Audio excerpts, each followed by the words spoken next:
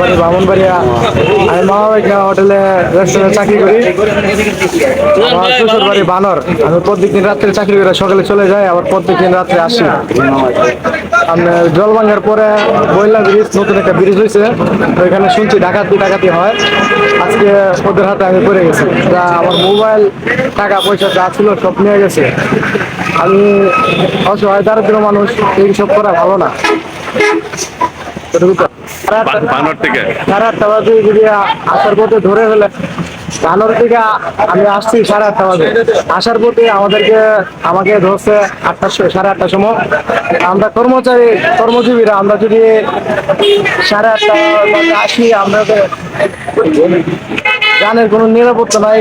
সরকারি কর্মজীবীদেরকে আমি এটাই অনুরোধ করবো, আমাদের জন্য যে কোনো একটা আইনত আমরা যে নিরাপদে আসতে পারি, সে আইনজীবীদেরকে অনুরোধ করে বলছি, আপনারা একটু আমাদেরকে সহযোগিতা করবেন।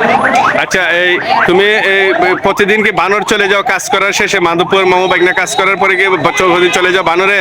জি, আর প্রতিদিনই চলে যায় রাত্রে। তাহলে প্রতিদিন চলে যাও, কিন্তু আগে থেকে শুনতে গেলে যে ডাকাতি হয়। আগে থেকে অনেক শুনছি।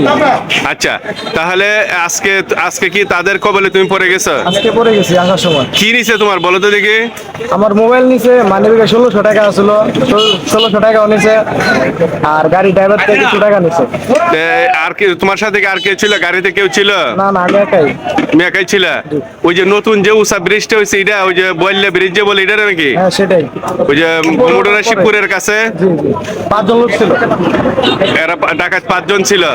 তাহলে সন্ধ্যার সময় ডাকাতি শুরু করে দেয়। সন্ধ্যার সময় ডাকাতি শুরু করে দেয়। তাহলে বোঝা যাচ্ছে মাধবপুরে প্রায় ফাঁড়ি রাস্তাগুলোর ভিতরেই মানে এইভাবে ডাকাতরা ডাকাতি করার জন্য প্রস্তুতি নিয়ে রাখে। হ্যাঁ। তাহলে বোঝা যাচ্ছে যে এইভাবে এই রাস্তায় যাওয়া নিরাপদ না। নিরাপদ না। তাহলে তাদের অনুযায়ী বলবো বা আমাদের অনুযায়ী বলবো, সরকারি কর্মজীবীদেরকে বলছি, তার জন্য আমাদের জন্য একটা নিরাপত্তা গঠন করা হোক। আসলে এটা মর্মান্তিক একটা ঘটনা হয়েছে।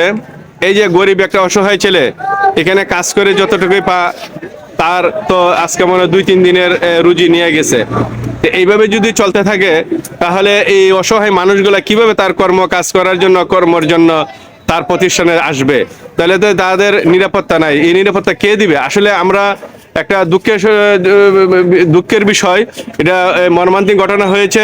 আসলে যাতে পরবর্তীতে এই ঘটনা কারোর সাথে না হয়, এই দৃষ্টি রাখার জন্য আমি ঊর্ধ্বতন কর্মকর্তার দৃষ্টি আকর্ষণ করছি।